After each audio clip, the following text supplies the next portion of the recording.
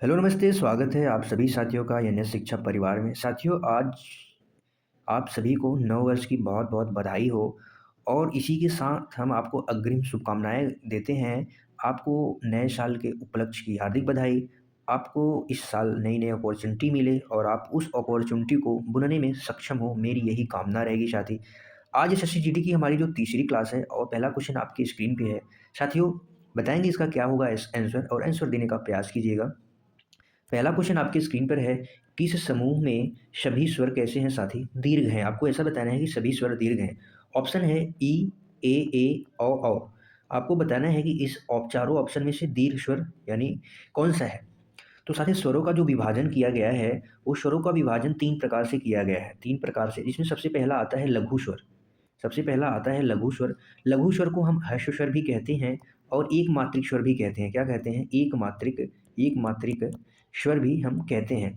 तो इसके अंतर्गत साथी कुल 4 व्यंजन आते हैं, 4 स्वर आते हैं, जिसमें आता है छोटी ई, छोटा ऊ और री से ऋषि। कुल 4 वर्ण आते हैं लघु स्वर, एक मात्रिक स्वर और ह्रस्व स्वर में। और वही साथी दूसरा है क्या? दूसरा हो जाएगा दीर्घ स्वर। दीर्घ स्वर जिसे क्या कहते हैं? बड़ा स्वर कह देते हैं, द्विमात्रिक स्वर कहते हैं, जिसे बड़ा स्वर बड़ा स्वर या द्विमात्रिक स्वर कहते हैं, द्विमात्रिक स्वर कहते हैं। इसके अंतर्गत कुल 7 स्वर हैं। इसके अंतर्गत कुल 7 स्वर हैं, जिसमें आता है आ, बड़ी ई, बड़ा ऊ, री से ऋषि तो इसमें आ गया, ए से ऐनक, ए ऐ ओ औ। कुल 7 स्वर इसमें आते हैं, तो याद रखेंगे। इस हिसाब से आपका जो राइट आंसर हो जाएगा ऑप्शन ए हो जाएगा, याद रखेंगे। ठीक है साथी। तीसरा जो स्वर होता है वो प्लुत स्वर होता है। उसके उच्चारण में दीर्घ से दुगुना मात्रा का उच्चारण में समय लगता है। तो वो तीसरा जो होता है प्लुत स्वर होता है। अगला क्वेश्चन बताएंगे, क्वेश्चन नंबर 2 है आपकी स्क्रीन पर। लड़ाकू शब्द में आपको बताना है कि कौन सा प्रत्यय है। लड़ाकू शब्द में आपको बताना है कि कौन सा प्रत्यय है। आकू है, कू है, लड़ है, डाकू है। साथ ही प्रत्यय क्या होते हैं? शब्दांश हैं। शब्दांश का अर्थ यानी शब्द का अंश, और जो अंश होता है वो भाग होता है। और प्रत्यय मूल शब्द के बाद में प्रयुक्त होते हैं। किसके? मूल शब्द के बाद में आते हैं। मूल शब्द के बाद में आते हैं। मूल शब्द के बाद में आते हैं। आप यहाँ पे देखेंगे साथी, अगर मूल शब्द की हम यहाँ पे बात करें तो मूल शब्द यहाँ पे क्या होगा? लड़। लड़ में कौन सा प्रत्यय जुड़ेगा? आकू। लड़ में कौन सा प्रत्यय जुड़ेगा? आकू। यही आकू साथी क्या है? प्रत्यय है। इसका राइट आंसर हो जाएगा ऑप्शन ए। अगला क्वेश्चन बताएंगे, क्वेश्चन नंबर 3 है आपकी स्क्रीन पे। क्या होगा क्वेश्चन नंबर 3 का साथी? मेरे आंसर देंगे। क्वेश्चन नंबर 3 का आंसर देने का प्रयास करेंगे। जाति वाचक संज्ञा, सर्वनाम, विशेषण, क्रिया, अव्यय शब्दों से डैश शब्द बनाए जाते हैं। आपको बताना है कि जातिवाचक संज्ञा, सर्वनाम, विशेषण, क्रिया, अव्यय से कौन से शब्द बनाए जाते हैं? कारक, पुल्लिंग, भाववाचक संज्ञा, वचन। इसका राइट आंसर हो जाएगा ऑप्शन सी। भाववाचक संज्ञा का निर्माण साथी कितने प्रकार से संभव है? निर्माण इसका 5 प्रकार से संभव है। कितने प्रकार से? 5 प्रकार से संभव है, जिसमें पहला है जातिवाचक से बनाया जा सकता है भाववाचक, सर्वनाम से भी बनाया जा सकता है, विशेषण से भी बनाया जा सकता है, क्रिया से और अव्यय से भी बनाया जा सकता है। तो अगर आपसे फिर ऐसे पूछा जाए कि भाववाचक संज्ञा का निर्माण कितने प्रकार से संभव है, तो आपको आंसर देना है 5 प्रकार से संभव है। अगला क्वेश्चन, क्वेश्चन नंबर 4 है आपके स्क्रीन पे। बताएंगे क्या होगा क्वेश्चन नंबर 4 का आंसर। विकल्प में से स्त्रीलिंग शब्द आपको बताना है, कौन सा शब्द स्त्रीलिंग है? अग्रजा है, राजन है, सागर है, छात्र है। छात्र कैसे हैं? छात्र अच्छे हैं। छात्र छात्री कैसे हैं? अच्छे हैं। तो क्या हो जाएगा इसका राइट आंसर क्वेश्चन नंबर 4 का? इसका राइट आंसर हो जाएगा ऑप्शन है अग्रजा। इसका जो पुल्लिंग शब्द होता है साथी, वो क्या होता है? अग्रज होता है, जिसको बड़ा कहते हैं, जो आगे, जिसका अग्रज यानी आगे, बड़ा भाई। बड़ा भाई जो होता है वो अग्रज होता है। साथ ही अगर कुछ और स्त्रीलिंग शब्द की बात करें तो जो वो स्त्रीलिंग शब्द में आएंगे, जैसे सवारी। सवारी कैसा शब्द है? स्त्रीलिंग शब्द है। प्रजा की बात करें, प्रजा कैसा शब्द है? स्त्रीलिंग शब्द है। फौज की बात करें तो फौज कैसा शब्द है? स्त्रीलिंग शब्द है। भीड़ हो गया, अग्नि हो गया, ये सब साथी कैसे शब्द हैं? स्त्रीलिंग शब्द हैं। आप इनको अच्छे से याद रखेंगे। अगला क्वेश्चन बताएंगे, क्वेश्चन नंबर 5 है आपके स्क्रीन पर। शिक्षक ने पाठ पढ़ाया। किसने साथी? शिक्षक ने। शिक्षक ने पाठ पढ़ाया किस प्रकार का कारक है? कर्ता कारक है, कर्म कारक है, अपादान कारक है, करण कारक है। बताएंगे साथी। कर्ता कारक की पहचान क्या होती है? ने होती है। ने कारक की पहचान होती है, तो इसका राइट आंसर हो जाएगा ऑप्शन ए, ने। ने कारक जहाँ पे दिखे आप समझ जाना वहाँ पे कर्ता कारक है। कर्म कारक की पहचान क्या होती है साथी? को होती है। को होती है कर्म कारक की पहचान। करण की साथी क्या होती है? से होती है। से किसको दर्शाता है? साधन को दर्शाता है। साधन या वजह को दर्शाता है। साधन या वजह को दर्शाता है।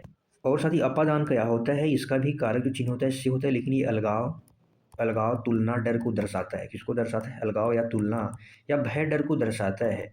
वाक्य में ऐसी कंडीशन पैदा होगी तो आप सीधा वहाँ पे समझ जाइए कि कौन सा कारक होगा, अपादान कारक हो जाएगा, याद रखेंगे। अगला क्वेश्चन बताएंगे, क्वेश्चन नंबर 6 है आपके स्क्रीन पर, बेल शब्द का बहुवचन। आपको बेल शब्द का बहुवचन बताना है कि बेल शब्द का क्या बहुवचन होगा। बेला होगा, बेले होंगे, बेलो होंगे, बेलो होंगे।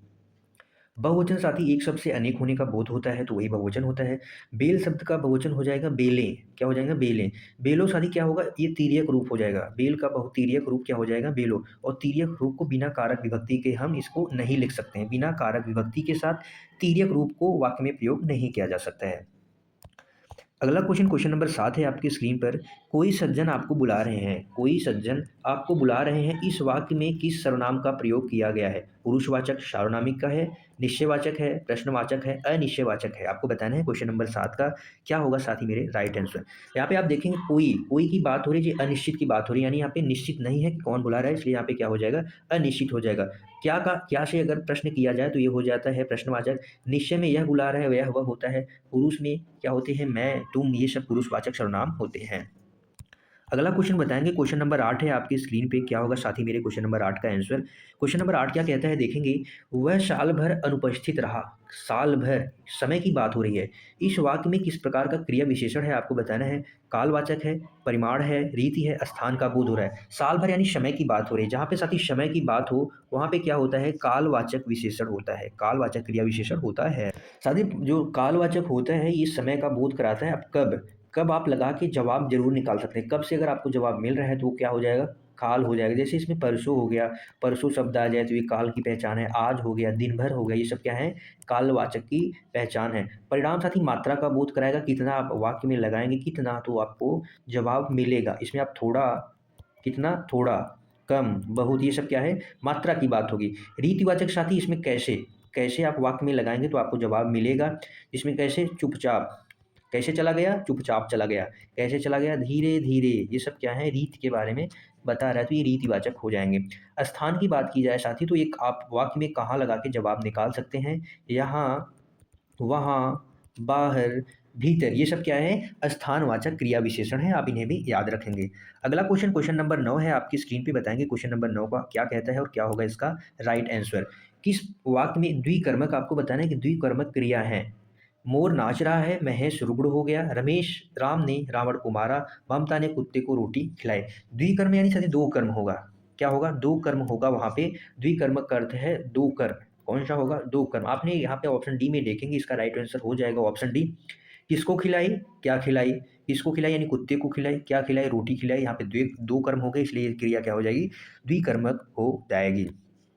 अगला क्वेश्चन, क्वेश्चन नंबर 10 है आपकी स्क्रीन पे, बताएंगे क्वेश्चन नंबर 10 क्या कहता है। क्वेश्चन नंबर 10 है, अध्यापक पाठ पढ़ाएंगे, इस वाक्य में क्रिया किस काल का बोध करा रही है? अध्यापक पाठ पढ़ाएंगे। आपको कैसा लग रहा है? कार्य बीत चुका है, कार्य चल रहा है, कार्य कार्य अभी भी चल रहा है, कार्य आने वाले समय में होगा, यानी इसका हो जाएगा राइट आंसर ऑप्शन डी, यानी सामान्य भविष्य। अध्यापक पाठ पढ़ाएंगे यानी आने वाले समय की बात हो रही है कि अध्यापक पाठ पढ़ाएंगे, और भविष्य की बात हो रही है, तो इसका जो राइट आंसर हो जाएगा ऑप्शन डी हो जाएगा। अगला क्वेश्चन, क्वेश्चन नंबर 11 क्या कहता है आपकी स्क्रीन पे है। क्वेश्चन नंबर 11 कहता है, मनोभाव को सूचित करने वाले शब्द किस अव्यय के बोधक होते हैं? उद्देश्य के, हेतु बोधक, विस्मयादि होते हैं, समुच्चय। मनोभाव साथी क्या होता है? मन का भाव। मन के जो भाव होते हैं, यानी मन के जो भाव होते हैं वही मनोभाव होते हैं। और मन के भाव कौन कौन से हैं? जैसे हो गया घृणा। जैसे मन के भाव में साथी क्या हो गया? घृणा हो गया, आश्चर्यचकित हो गया, हर्ष हो गया, शोक हो गया। ये सब क्या है? मन में उत्पन्न होने भाव वाले भाव हैं। और इसको किससे संकेतित किया जाता है? विस्मयादि बोधक से। तो इसका राइट आंसर ऑप्शन सी हो जाएगा। साथ ही इसका राइट आंसर हो जाएगा विस्मयादि बोधक। अगला क्वेश्चन, क्वेश्चन नंबर 12 है आपके स्क्रीन पे, बताएंगे क्वेश्चन नंबर 12 का क्या आंसर होगा। क्या आप अखबार पढ़ते हैं? क्या आप अखबार पढ़ते हैं? यह किस प्रकार का वाक्य है? विधानवाचक है, प्रश्नवाचक है, संकेत है, निषेध है। साथ ही विधानवाचक तब होता है जब सूचना या जानकारी दी जाती है तो वहाँ पे विधानवाचक हो जाता है।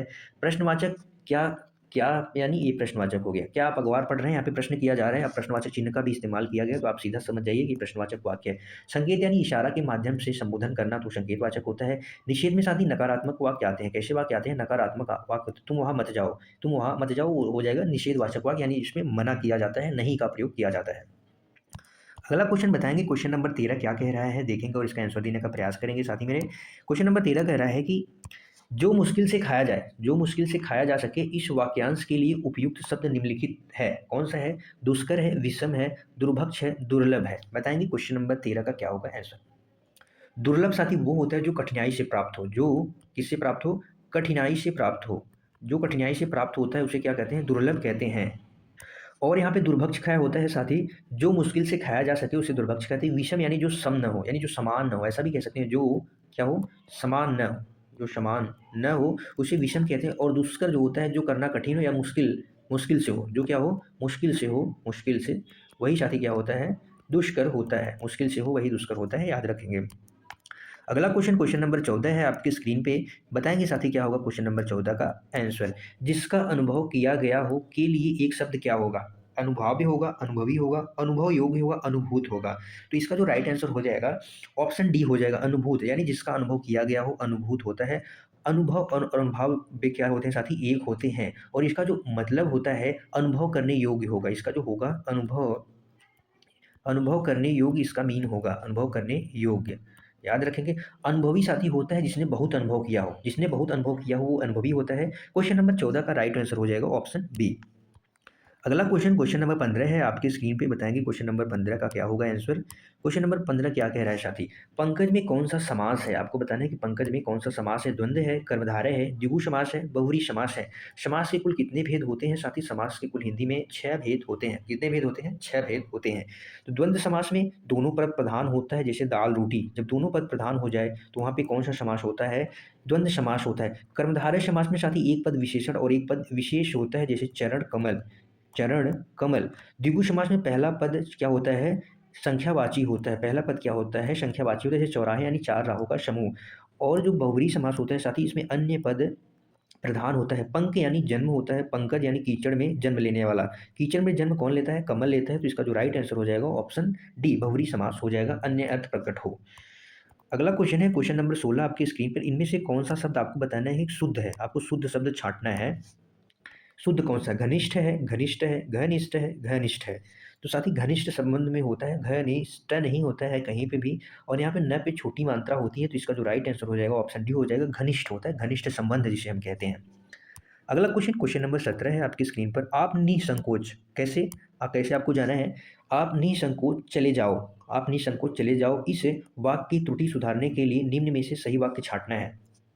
तुम निसंकोच चले जाइए, आप निसंकोच चले जाओ, चला जाओ, आप निसंकोच चले जाइए, आप निसंकोच चले जाइएगा। तो आपका, आपके हिसाब से क्वेश्चन नंबर 17 का क्या आंसर होता है? बताने का प्रयास करें। जाओ साथी क्या है? भविष्य का बोध करा रहा है। किसका बोध करा है? भविष्य का बोध करा है। तो यहाँ पे सारे वैसे ही हैं। आप क्या है साथी? आदर सूचक शब्द है। कैसा है? आप यानी आदर के लिए प्रयुक्त हुआ। तो जाओ का हो जाएगा क्या? जाइए। तो इसका जो राइट आंसर हो जाएगा ऑप्शन सी हो जाएगा, आप निसंकोच चले जाइए। ये क्या हो जाएगा? ये वाक्य पूरी तरह से सही हो जाएगा। अगला क्वेश्चन, क्वेश्चन नंबर 18 क्या कह रहा है? बताएंगे क्वेश्चन नंबर 18 का क्या होगा आंसर। अर्पण का विलोम कौन सा होगा? प्राप्ति होगा, तर्पण होगा, स्वीकार करना होगा, ग्रहण करना। बताएंगे साथ साथ ही आप देखेंगे कि अर्पण का अर्थ जो होता है वो क्या होता है? कुछ देना या समर्पित करना। कुछ, कुछ देना या समर्पित करना। तो इसका हो जाएगा ग्रहण। ग्रहण करना यानी स्वीकार करना या कुछ लेना। क्या हो जाएगा? ग्रहण करना या कुछ लेना हो जाएगा, राइट आंसर हो जाएगा। ठीक है। अगला क्वेश्चन बताएंगे क्वेश्चन नंबर 19 है आपके स्क्रीन पे। ससीम शब्द का विलोम क्या है? ससीम शब्द का आपको विलोम बताना है कि ससीम का विलोम क्या होगा? अनंत होगा, ससीम होगा, अंबर होगा, अवकाश होगा। बताएंगे। ससीम का विलोम यानी ससीम का अर्थ होता है कि जिसको कोई, जिसकी कोई सीमा ना हो। ससीम यानी जिसकी कोई सीमा न हो, जिसकी कोई सीमा न हो, जिसकी कोई सीमा न हो उसको ससीम कहते हैं। और जिसकी सीमा हो उसे क्या कहेंगे? ससीम कहेंगे। उसको क्या कहेंगे? असीम कहें। अंत का अनंत हो जाएगा, अनंत का क्या हो जाएगा साथी? अंत हो जाएगा। याद रखेंगे। अगला क्वेश्चन, क्वेश्चन नंबर 20 है, आज का आखिरी क्वेश्चन है। बताएंगे क्वेश्चन नंबर 20 का क्या होगा राइट आंसर। क्वेश्चन नंबर 20 क्या कह रहा है देखेंगे साथी एक बार। किरण, किरण का आपको पर्यायवाची बताना है। कौन सा होगा? भनुजा होगा, रसिका होगा, तटनी होगा, रश्मि होगा। बताएं। तो किरण का पर्यायवाची क्या होगा? भनुजा साथी किसको कहते हैं? यमुना नदी का नाम है। किसका नाम है? यमुना का नाम है, यमुना। यमुना हो जाएगा। कालिंदी भी कहते हैं, कालिंदी, कालिंदी भी इसका पर्याय है। सूर्यसुता यानी सूर्य की पुत्री है, सूर्यसुता यानी सूर्य की पुत्री। अर्कजा भी कहते हैं, अर्कजा, अर्कजा हो गया। भानुजा, भानुजा नाम तो है ही यमुना का। कृष्णा भी हो जाएगा, कृष्णा। ये सब क्या है? ये सब क्या है साथी? नाम है। किसके नाम है? यमुना नदी के नाम है। अगर वहीं पे हम बात करें रश्मि, तो इसका राइट आंसर हो जाएगा ऑप्शन किरण। किरण का पर्यायवाची है किसका? रश्मि। और किरण को साथी क्या कहते हैं? अंशु कहते हैं। क्या कहते हैं? अंशु कहते हैं। मयूख, अंशु, मयूख, मरीचि, मरीचि कहते हैं। प्रभा, ज्योति, प्रभा, ज्योति, दीप्ति, कर, अर्ची, ये सब क्या है, रश्मि के पर्यायवाची हैं, याद रखेंगे। ठीक है साथी। साथी बताएंगे आपका कितना स्कोर बना है। आज के लिए बस इतना ही था। 40-20 में से आप बताएंगे आपका क्या स्कोर बना। एसएससी जीडी के लिए इससे बढ़िया प्रैक्टिस सेट आपको कहीं नहीं मिलेगा। यहाँ पे क्वेश्चन जो है अच्छे लेवल के हैं, ऐसा भी नहीं है कि हलवा टाइप के क्वेश्चन है आप करो आसानी से निकल जाओ। यहाँ पे अगर आप 20 में से 17 या 18 क्वेश्चन भी कर पा रहे हैं ना, तो अपने आप में बहुत अच्छा स्कोर है आपका। लेकिन आपको 20 में से 20 कम से कम टारगेट लेके चलना है, तब आप जाके 19 क्वेश्चन कर सकते हैं। ठीक है। क्लास को अंत तक देखने के लिए आप सभी साथियों का तहे दिल से धन्यवाद है। क्लास को, अगर आप क्लास में नए हैं तो क्लास को लाइक शेयर जरूर करें अपने दोस्तों के साथ। कल मिलते हैं फिर एक जानदार जानदार क्लास में, तब तक के लिए बाय बाय साथियों। Thank you so much. जय हिंद।